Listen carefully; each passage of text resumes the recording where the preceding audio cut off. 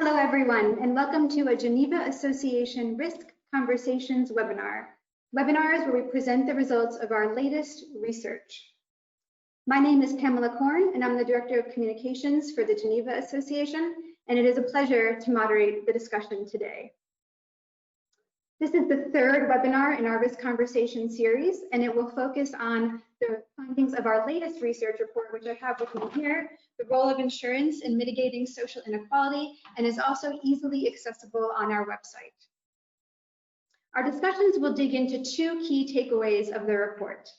We have with us here my colleague and the author of the report, Kai-Uwe Schanz, the Geneva Association's Deputy Managing Director and Head of Research and Foresight.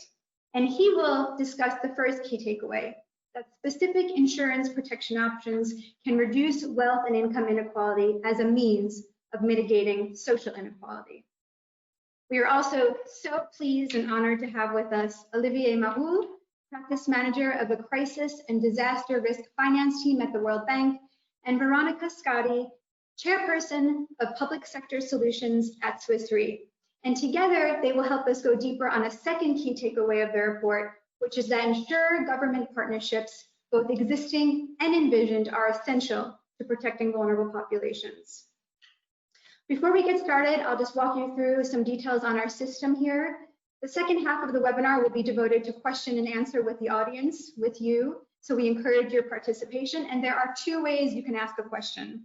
The first method, which we much prefer, is verbally. And for this, you can just click the raise your hand button that you see in your control panel, circled there in red, and I will unmute you so you can speak directly to the presenters.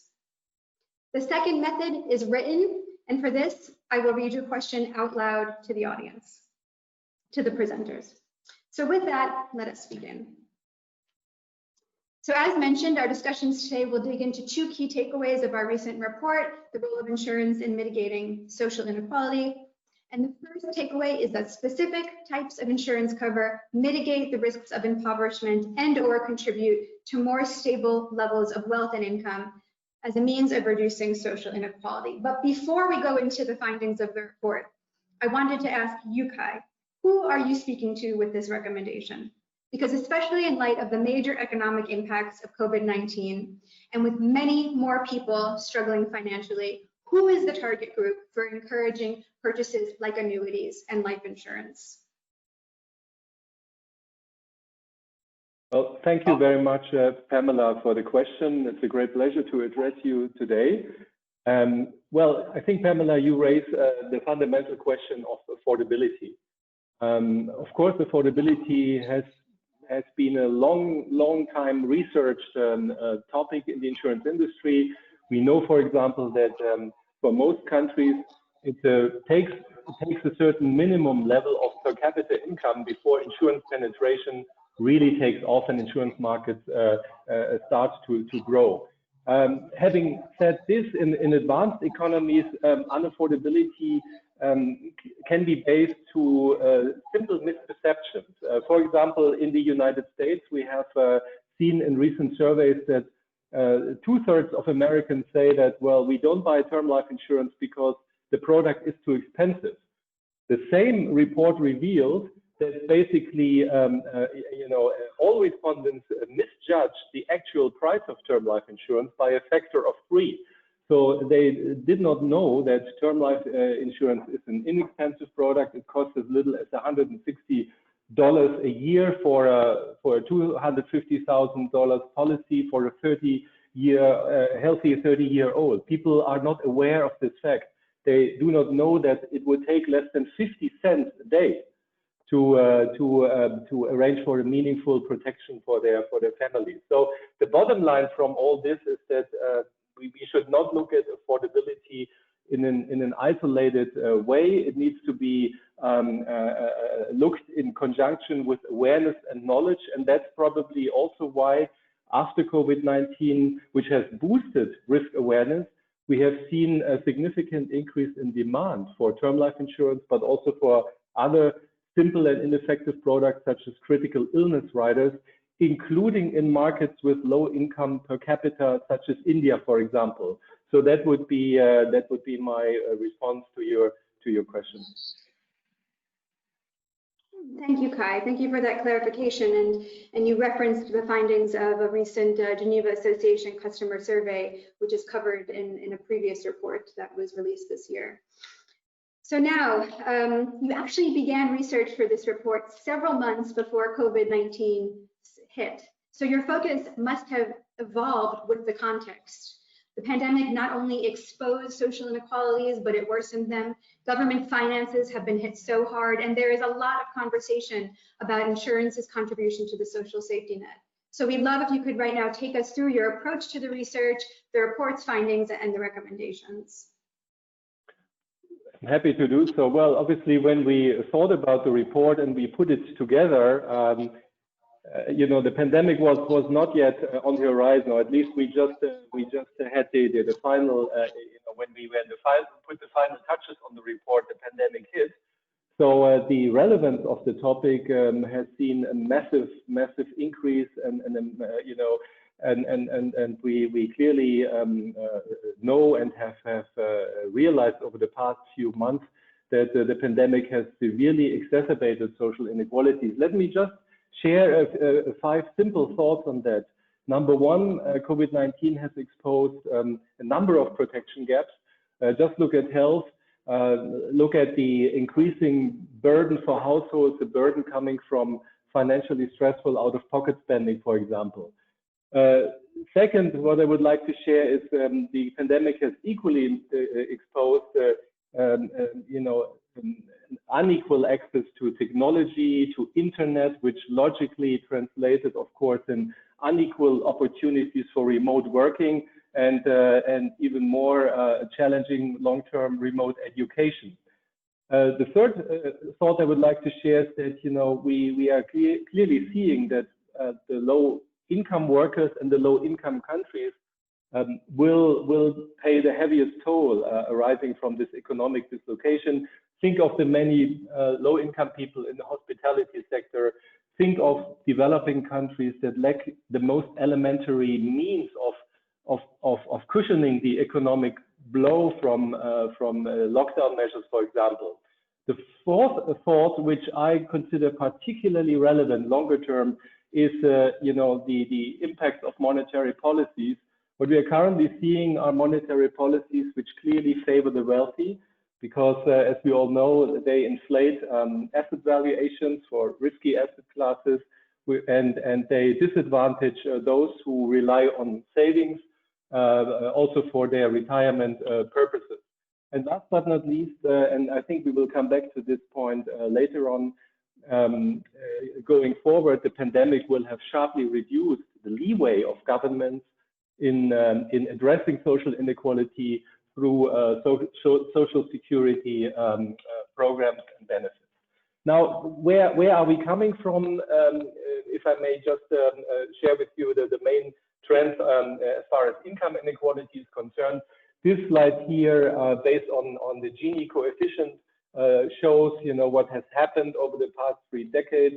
In simple words, countries above the 45 degrees line have seen an increase in social inequality, most notably China, but also India, and to a lesser extent the US. The drivers are well known, and please refer to our paper for further information, ranging from technological shifts to an increasing divide in educational opportunities. Now, the obvious question, of course, is why does this matter to insurance? And there is first a macro dimension to this question.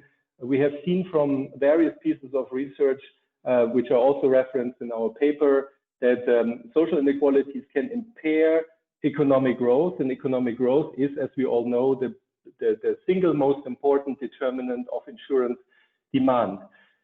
Social inequalities can also play a role in explaining for financial crises, and we have seen a number of papers which help us make sense of what we have experienced in 2008 and 2009 from a social inequality lens. And please refer to the paper for further details.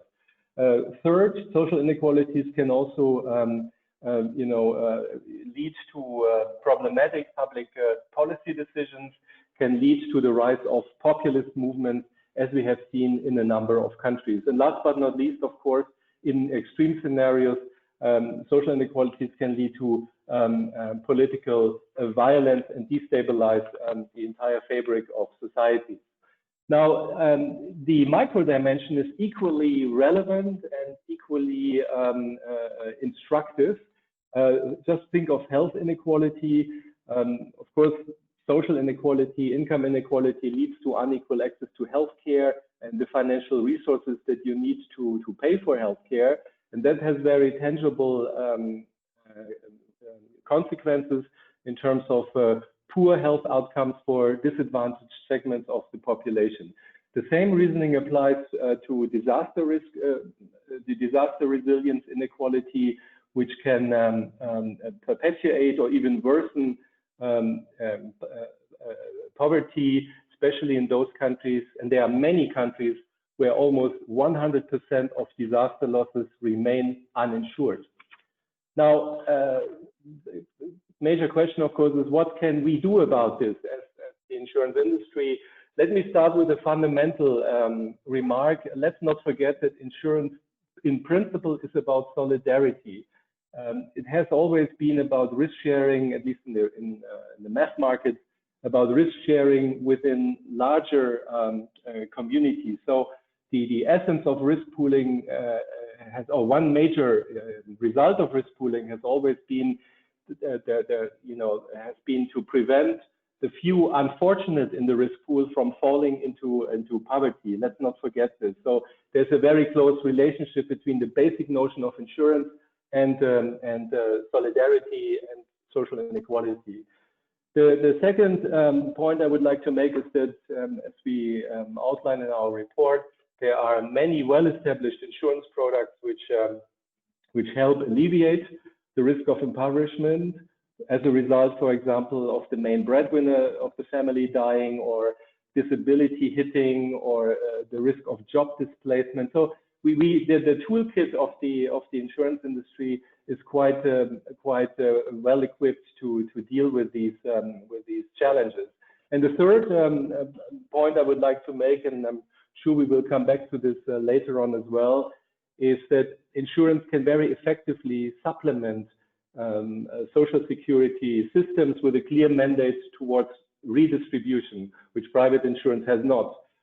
Just think of more personalized coverage in addition to rather one-size-fits-all solutions from public schemes. Think of the fact that we can help expand the coverage of risk protection solutions beyond the formal sector employees. And actually, in most developing countries, informal sector workers are simply falling through the cracks. They have no access whatsoever to social safety nets. That's an important supplementary role we can play. And the third one is, we can step in case the public sector lacks the most elementary means, fiscal means, taxation capacities to provide safety nets to the population. Now, the recommendations from all this, or the conclusions, if you like, are, I believe, pretty straightforward. We are all living in a much riskier world, uncertain world. Governments will face massive long-term challenges, also on the fiscal front. So there is a very, very strong case for an intensified risk dialogue between the relevant stakeholders in the public and private sector. Second, I think we should even harder think of joint initiatives to harness the potential of technology to address what we at the Geneva Association call the AAA of insurance demand, which is affordability, access, and appeal. I think we can intensify these efforts as well. And the third one, looks like a no-brainer: financial literacy promotion. It has been with us for decades, this topic, but still the most recent surveys, customer surveys, including our own work, reveal that this topic is as relevant as ever and needs to be tackled with utmost priority. And with that, Pamela, I would like to stop. Thank you so much, Kai, for going through the report findings and recommendations. And I think there are some salient points in there that Olivier and Veronica will now elaborate on. So we'll shift to the second main takeaway of the report, that new public-private partnerships should leverage insurance as a critical part of the social safety net. And so we talk about the need for insurer-government partnerships in a number of risk-sharing contexts when it comes to climate, cyber, now pandemics, but especially in light of COVID, it would be useful to have an updated look at the scope and magnitude of challenges people are facing right now in the world and the risk capabilities to address them. So Olivier, from a development perspective, how are the fiscal, social, and economic impacts of COVID in the countries you work with altering the risk landscape, and how do risk-sharing partnerships factor in? Thank you, Pamela. Let me first of all thank you for the invite, and also let me commend the Geneva Association for this excellent report, which is even more relevant in light of COVID-19. And definitely reduction of social inequality is one of the objectives of the World Bank. As a reminder, you may know that the twin goals of the World Bank are about eradicating extreme poverty and boosting shared prosperity. And of course, both twin goals are being right now challenged by the COVID-19 situation. Let me also remind the kind of massive economic impact of COVID-19 is having on developed and developing countries. In June 2020, the World Bank released its Global Economic Prospect Report. And in that report, it estimated that the forecasts about the contraction of the global GDP worldwide for 2020 will be more than 5%. And of course, smaller economies and low-income countries will be disproportionately affected by this impact, and particularly low-income households. In that context, the World Bank has put together a crisis response program worth $160 billion with the objective to, first of all, address the health threat and social economic impact of the COVID-19, and also maintaining a line of sight or long-term development vision. And in that context, this program is aimed to support more than 1 billion people, the most vulnerable people, and as I said, also to restore the World Bank, the momentum around the World Bank twin goals. Now, on moving to the first slide, if I may ask, you can see on that slide a map prepared by my World Bank colleague, trying to highlight the potential negative compounding impact of disasters in some of the regions of the world. The challenge we're facing right now, as countries are dealing with and trying to even to recover from the COVID-19 pandemic, they're also at the same time affected by natural disasters. I can mention a few. In the Pacific, in last April, June, there was a series of tropical cyclones hitting Pacific Islands. Likewise, in the Caribbean, I can also mention the drought occurring in the Pacific, and even in Africa, sorry, and even of course in developed countries like Florida or California with tropical cyclones and wildfires. And this is unfortunately, I would say, a painful reminder that climate change will not stop, as we did with the COVID-19 pandemic, and particularly those poor and vulnerable households having to deal both with sometimes lockdown in their own country, but at the same time having to deal with pandemic. In other words, how can you manage, I would say, a flood evacuation in a country affected by COVID-19, where at the same time you're asking the same population to stay at home in order to protect themselves against COVID-19? So you can see I would say, the disastrous impact that this combination can have, not only on the economic side, but also, as I said, on the social, on the life of the most vulnerable. If I can move to the next slide. So again, as a kind of overall framework, it's important to rethink the overall resilience, comprehensive resilience approach in the context of these multiple perils, if you wish, including, of course, crisis and natural disasters. And as you can see from on this slide, we tend to summarize this resilience framework on 3 pillars. Physical resilience, where you need to invest in risk reduction and physical risk reduction, financial resilience, and we can elaborate a bit more on that one, but also social resilience, which is particularly relevant in the context of this webinar. And by social resilience, we mean shock responsive safety net programs that can be scaled up in the aftermath of a natural disaster.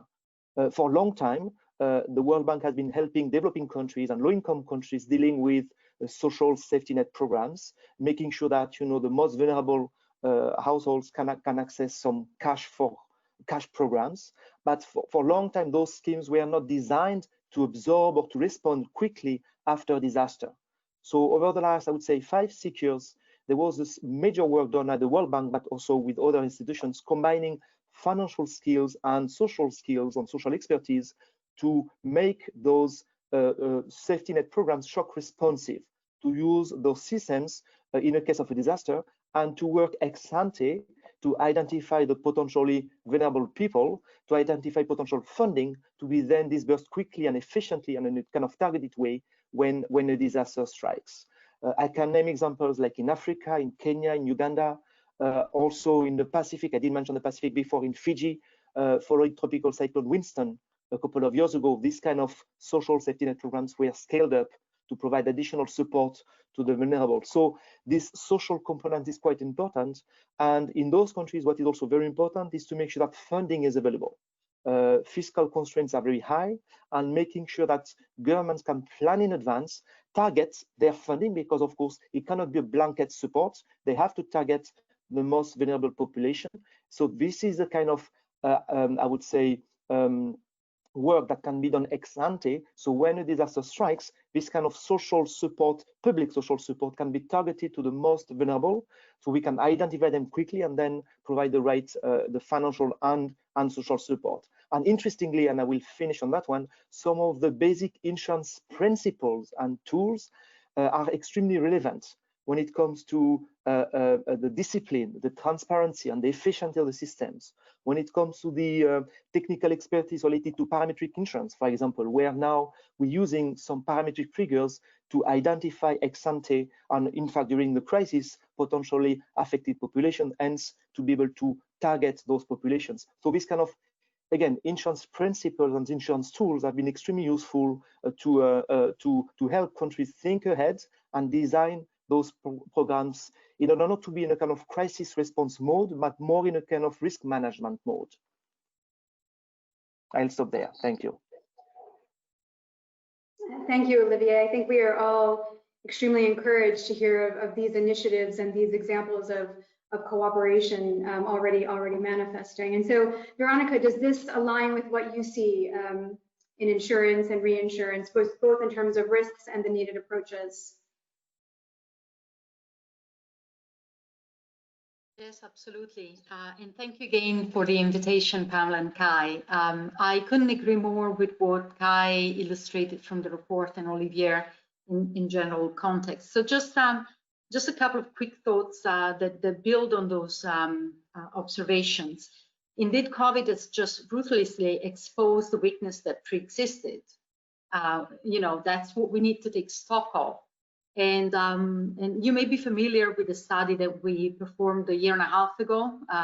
We launched a new series of sigmas, now 2 have been published, about resilience precisely, and looking at what exactly these protection gaps translate into. And all I can offer is that when we did the first study in 2019, we found out that by and large, the world was a less resilient place than the 10 years earlier before the financial crisis. And that's the byproduct of a number of political choices that were taken to address the financial crisis.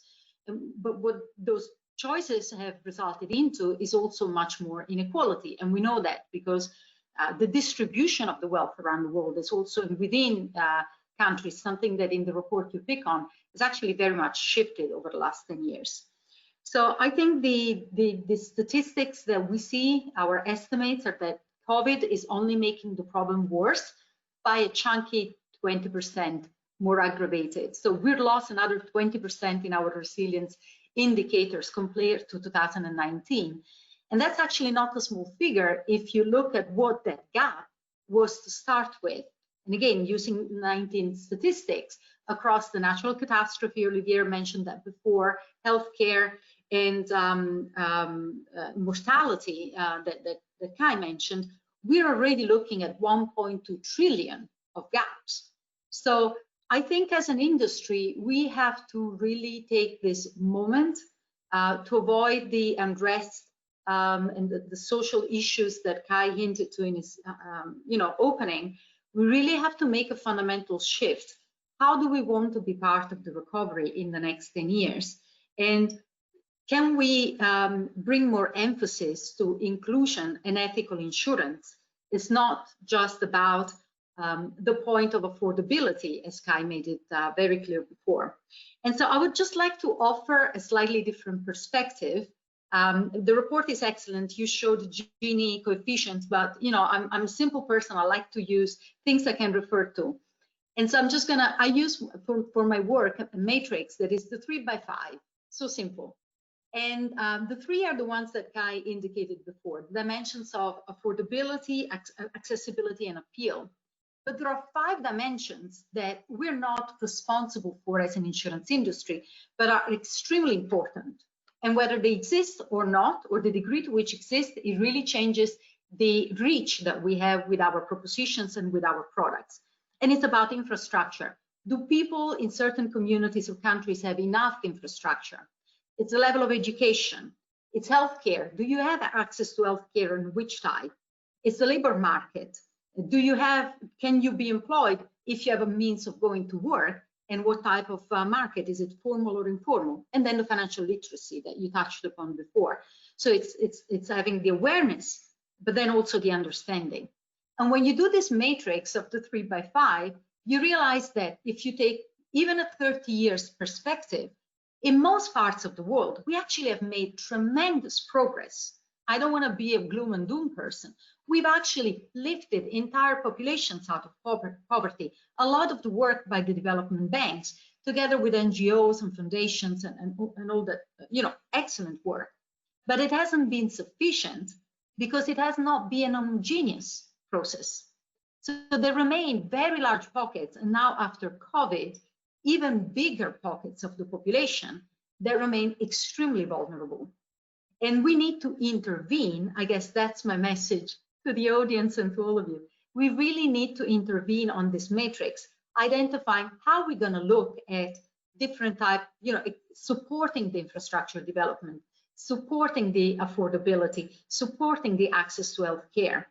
And I'm going to use an example that I think even kindergarten students can refer to. I guess everyone is familiar with the tale of the 3 piglets and the wolf, right? You guys know that. So there are 3 piglets and the straw house and the wooden house and the brick house. And there is a very clear moral out of that story, that you need to put hard work and build and invest in building the brick house. You shouldn't be lazy. Well, at the age when I was learning about this story, I was being told all these nice fairy tales, I was also starting having my meetings with friends.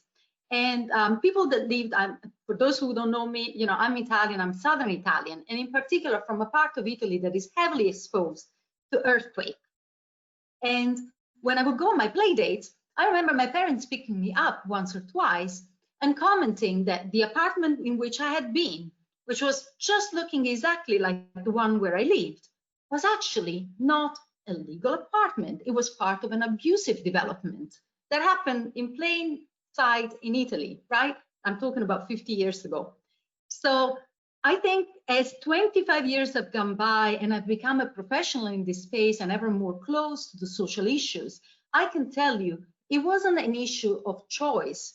Those buildings, of course, there was illegality and there were activities that were speculating, but those people could not afford to pay for other properties. And that was the way of shortcutting. So my different, very mature take on the 3 piglets story is that as an industry today, we only insure the brick houses, but there are a lot of wooden houses and straw houses, and those also need protection. Whether in the legal system we are willing to recognize them or not, whether we think this is in our reach or not. I think we have to find a different way of making protection available, and we can. There is a lot that has been done, but there is a lot more that could be done in this space. Pamela, back to you. I'm happy to give some examples later.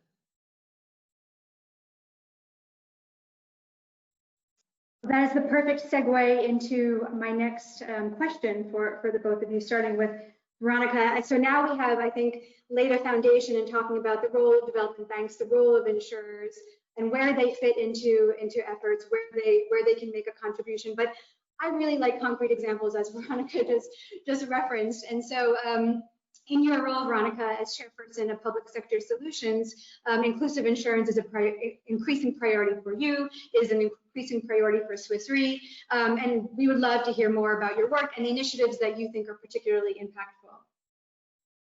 Sure, and I think, you know, so the first myth that I want to help break so that people can get a bit more creative, because Olivier said there is a lot of tools and a lot of knowledge that we can make available, but we just don't do it enough, in my mind. It's the myth that, you know, the only way to achieve an equality target is by selling policies to individuals. So going back to my piglet example, right? We have their physical assets that can be protected. And, you know, you don't have to look very far, whether it is the fund-end schemes, the NFIP schemes, the flood risk schemes, just taking physical assets. What fundamentally those programs that are government sponsored and insurance industry supported do is to actually expand insurability, because those are very high risks, and priced in a risk-appropriate way, they will be completely unaffordable. And so by joining forces between the public and the private sector, yes, we will give a picture of what the risk looks like, but actually they have redistributive effects, what Kai mentioned before, because the price is actually being fixed. And the government makes intervention in each and every of those cases to de-risk the exposure. So eventually, over the 20, 30-year horizon, you can increase the insurability through the more commercial market. And so the reason why I picked those examples is because you see there that we're using the convergence of the technology, the insurance method, and the societal priorities of making sure that no one is left behind. Because everyone, as we know, most people have their wealth in their houses. So you lose your house, fundamentally, you could be destitute. Whether it's a thatched house, whether it's the straw house, or if it is the brick house, it really feels exactly the same. It's an order of magnitude in that sense. And when I look at my work, I would say there are three things that we need to then consider when we develop this kind of programs. First of all, is stopping the downward spiral. It's the example that I gave before about flood, where, you know, we want to get to more inclusion, not less inclusion. If we leave the market mechanisms to their own devices, those risks, those houses will simply not be protected. Give it a little bit of time, right? Or people will not be able to afford it. So I think that's where the intervention, you have to be willing and clear that the first priority, we don't want any downward spiral. How do we address it? Secondly, it's a point of scalability.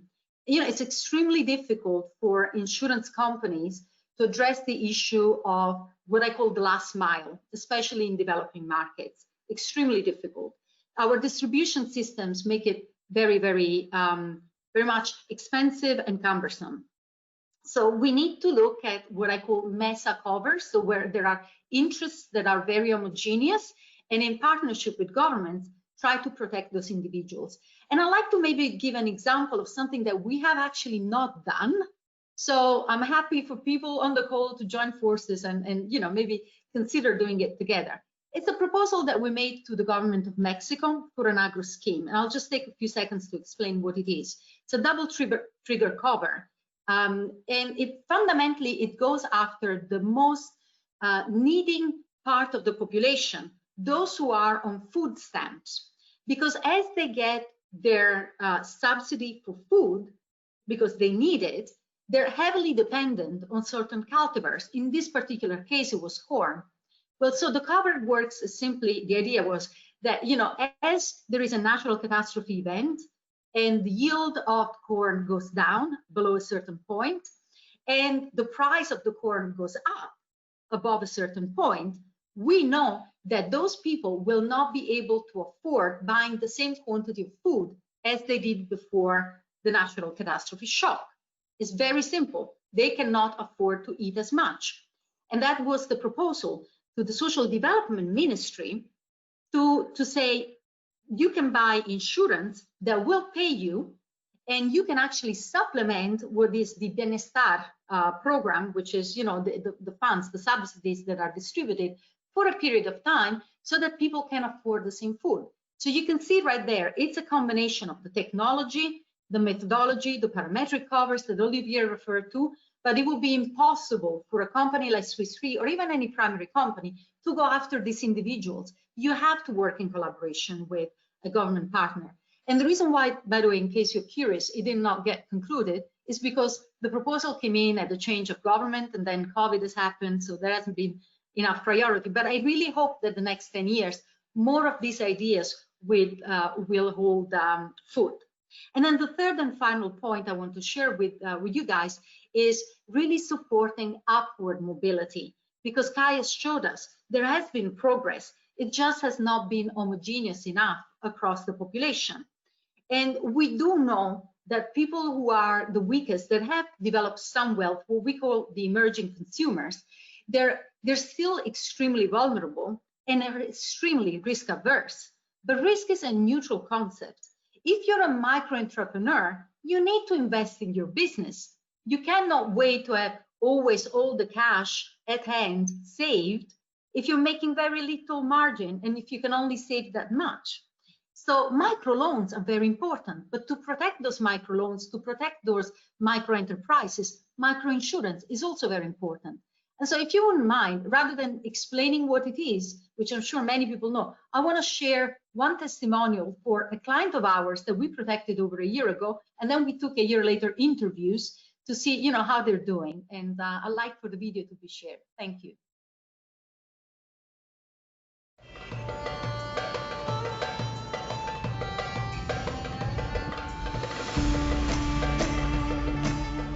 تمام. عندي بيبي واحد، ده اول بيبي ليا.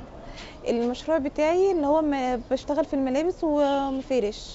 تمام. هو انا اللي انا خدت اول مره 2000 متهيألي. جيت بعد كده جبت بيه بضاعه. اشتغلت على قد شويه في الاول، لقيت الموضوع اشتغل معايا، ابتديت يخلص القرض اجدده بحيث ان انا اجيب بضاعه تانية، اشتغل تاني، اطور مشروعي. ابتديت اطور المشروع بتاعي مره على التانية، فابتديت اخد واجدد وكده. يعني معاملتي معاهم كانت حلوه، وهم معاملتهم كمان حلوه، يعني فان هم ساعدوني في حاجه زي كده. انا جيت اول ما تعبت كنت تعبانه، انا كنت حامل وكان جايلي نزيف مبكر، لان انا كنت هولد في بدري شويه عن ميعادي. دخلت المستشفى، قعدت فيها ليله كامله، علقت فيها تحليلات، عملت فيها تحليلات وكده، وعلقت دم. جبت الورق اللي يثبت حاجه زي كده، وجبت هنا عندي شركه ليد، وهم ادوني التامين بتاعي وكده. فلوس التامين استفادتني ان انا اجيب بيها العلاج وكده، اكمل بيت علاجي. يعني انا حلمي كله ان انا اكبر مشروعي عشان خاطر ابني، لان انا مطلقه، فانا نفسي اكمل مشروعي لحد الاخر عشان خاطر ابني، لان انا اللي بصرف على ابني، لان انا طليقي ما بيصرفش على ابني. فانا نفسي اكبر مشروعي لحد ما موقفه، يعني اكبر من كده عشان خاطر ابني.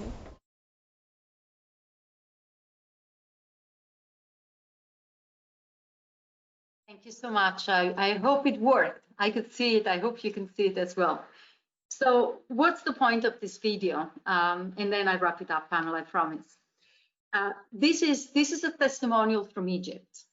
So in Egypt, 2 years ago, we put together a 4-party arrangement between the Women World Banking Organization, which is an NGO, the Leeds Foundation, as you heard, they have the connections on the ground, and they actually administer the claims and educated the population, ourselves, and the primary insurance company, AXA. We put together a cover that we call Hemayat, and which means protection. That's literally what it means. And it goes after women that work in the informal sector. So in Egypt, like in many countries, if you work in the informal sector, you're not eligible for Social Security. It is a country where public health care exists, and it's actually universal health care. So anyone that walks into an hospital can get it. But what is not known is that in Egypt, 89% of the population pays for their own health expenses versus an average worldwide of 44%.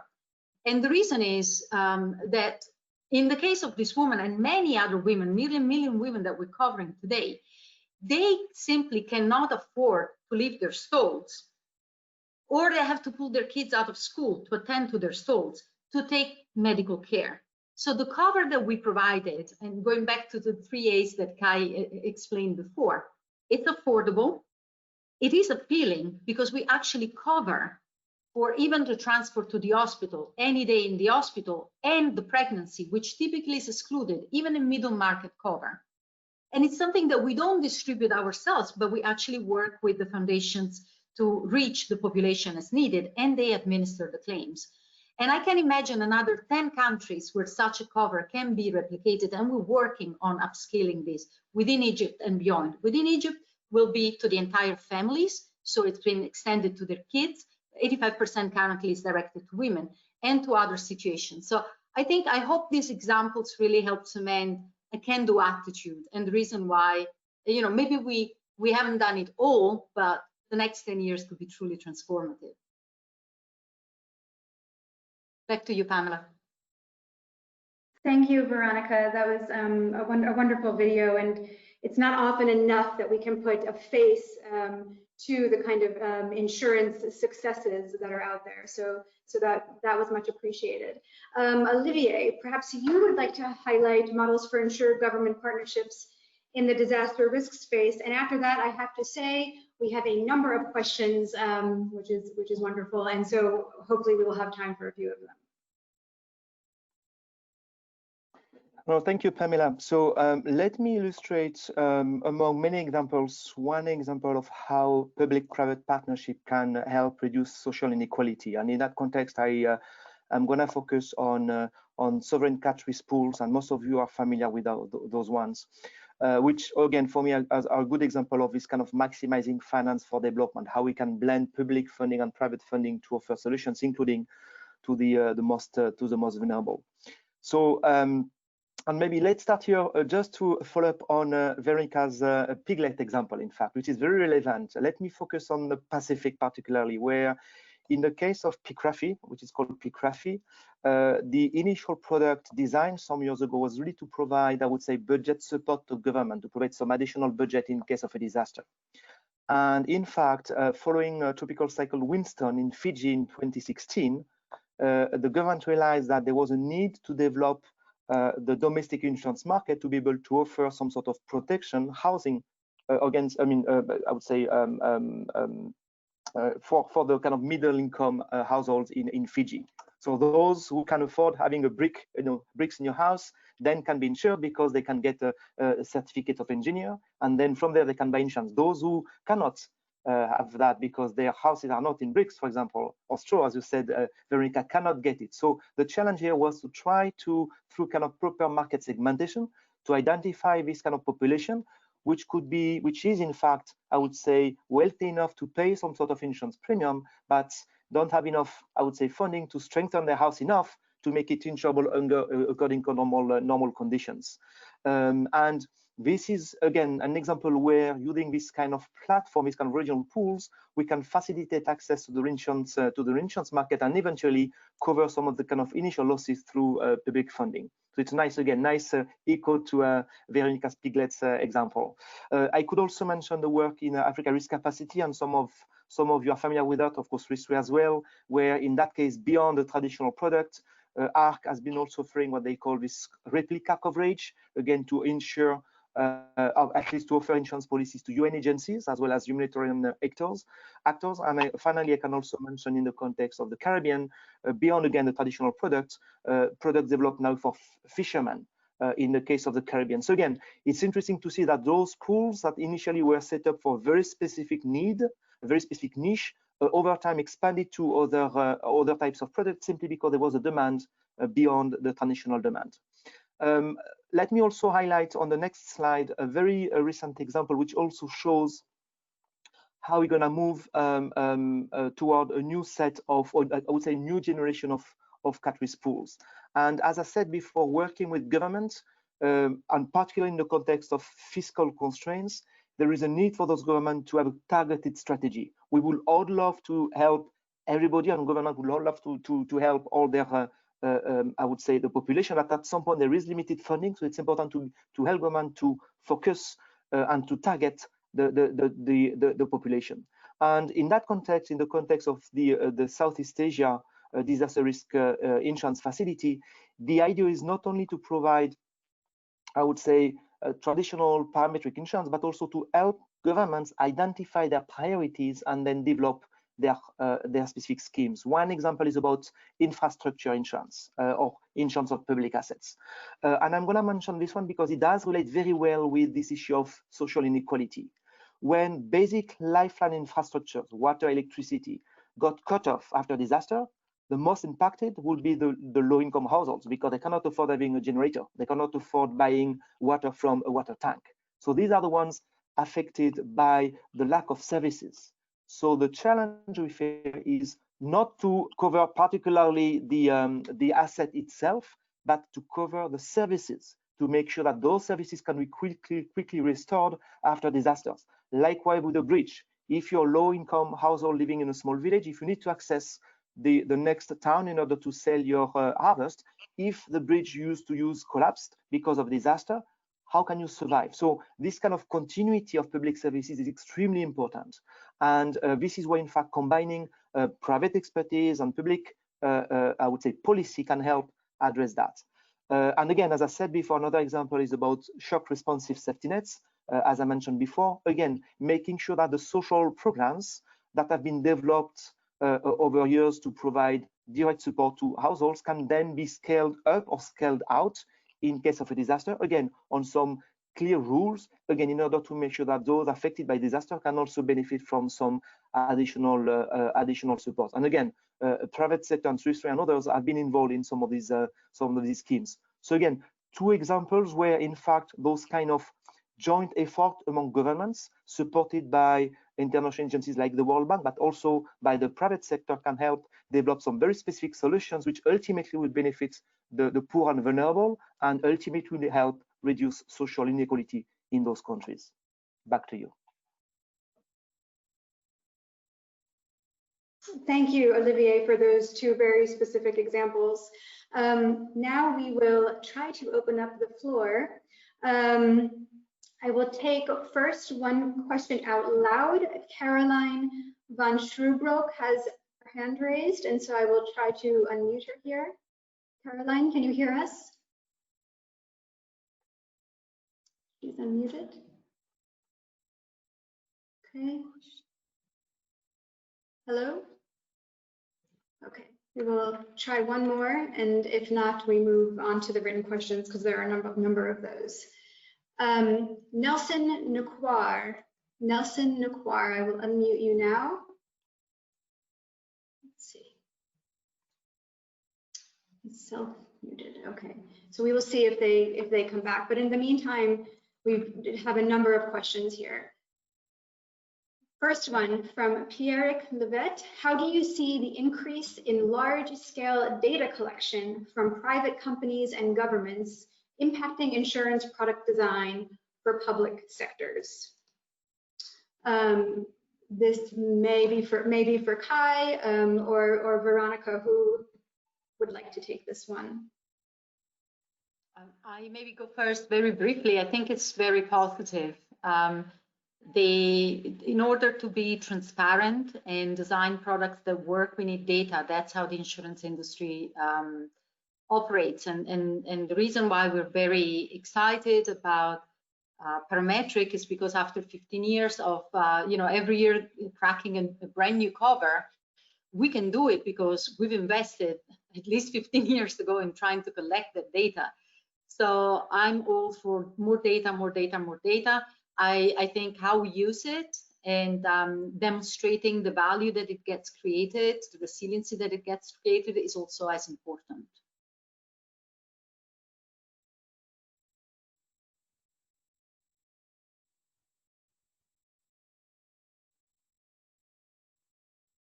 Okay, thank you very much, Veronica. This is Olivier. Sorry, please. No, sorry, I was, if you allow me, I was about to build on Veronica's point, since you referred to public, One of the challenges sometimes we're having in countries is to convince governments to collect data and make those data available to third parties like the private sector. And I think there is still work to be done to show the value of data and to show why it's important for governments and public agencies to collect the data, to manage the data, and to make them to some extent publicly available. And the more we can demonstrate, the value through insurance coverage, for example, the better, the easier it will be then for them to allocate funding and staff again to collect those data. So it's also public responsibility also to have the right infrastructure in place to collect the data and make this data available, because ultimately this will create some, and ultimately this will also reduce the social inequality in some cases. And if I may, Pamela, I think there's another dimension which is, the modern times we are living in. It's not just historical data we are talking about, it's also real-time data.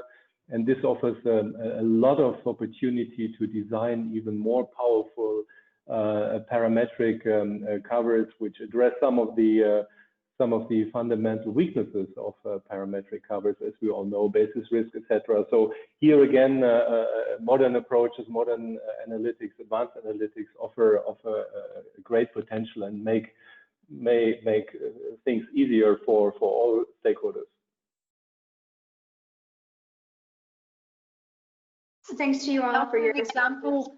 I was going to say, can I offer an example on that? Because Kai really hit the nail on the head. So there is a program that has now been successfully expanded for a number of years in Kenya, which is, I'm sure many have heard already, for livestock, so for pastoralists. And what I particularly like about that program is that we actually use satellite data to determine how green or yellow, so how dry the land is. And on that basis, the payment happens mostly in kind. Again, as Olivier said, people just don't want money for money's sake. They want to be able to reestablish themselves and their conditions of living.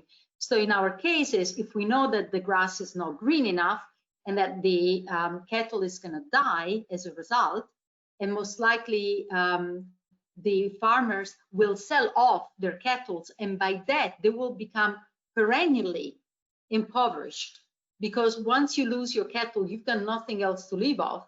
Then the correct answer is to say, we need to give you alternative forage, alternative fodder for your cattle. That's the answer.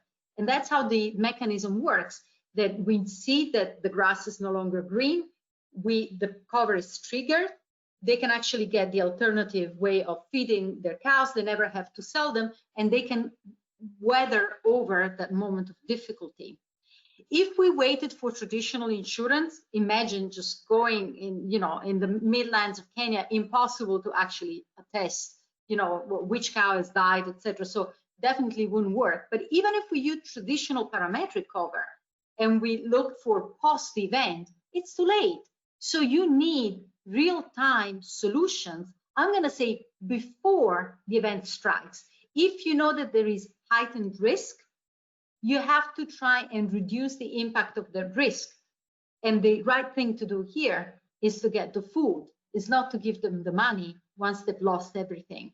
I think that's where I invite us to really reflect when you address this point of poverty and inequality. That's the type of mechanisms that we can develop through parametric, but we need the satellite data in this case, and we will need a lot of live data in many other cases. So thank you, Kai, very good example.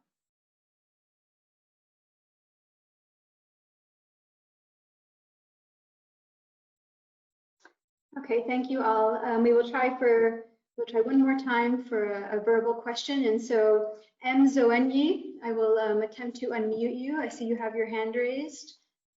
Can you hear us? Hopefully you can hear me as well. We can, Great. yes. So my name is Mahul Zoenyi. I work for Zurich Insurance on disaster risk reduction. And I'm really intrigued, obviously, by the sovereign solutions that were presented. But one of the points is about reaching the most vulnerable and the poorest that need it the most. And I'm wondering what kind of impact metrics or what kind of measures of success do you have to actually make sure it does reach the most vulnerable? So that would be interesting to know. Thank you.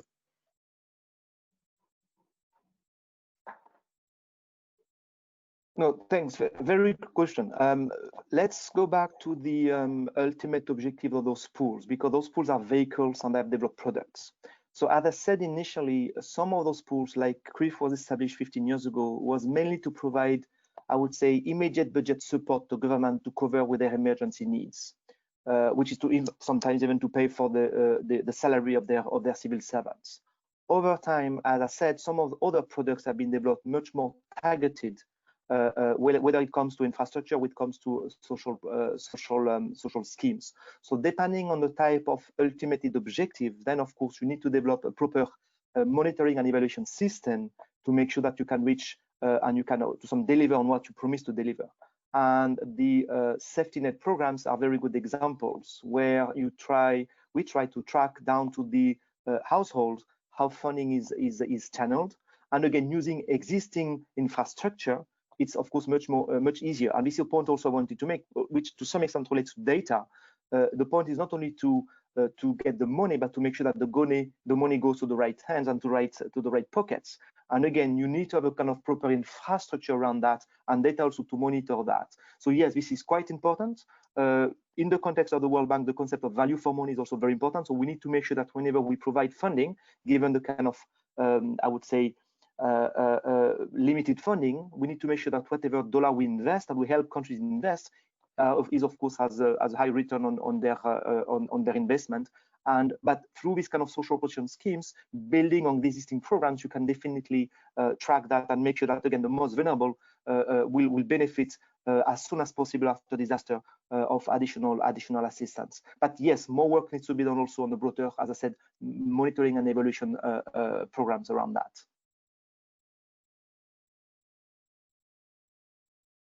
Thank you so much, Olivier. I think we have time for one more question, and I'm going to go with this one here from Sarita Mohanty. Perhaps for Kai, but you may all wish to reply. Do you think the COVID experience has to a certain extent increased the appeal and demand for life and health insurance worldwide? Will this demand hold on for longer duration? What are your views? So Kai, I know that you can at least start on this one. Well, as I said in my first intervention, we are seeing this very clearly that the demand for protection products is increasing. I mentioned India. You can find similar figures for China and for other emerging countries. You know, the level of risk awareness has certainly increased. The question is, will it stay that way? Is this a temporary phenomenon or a lasting change in how people perceive risk? Well, you know, we have a number of research papers that have looked at this question from the US, and the bottom line is that, you know, memories are fading rapidly.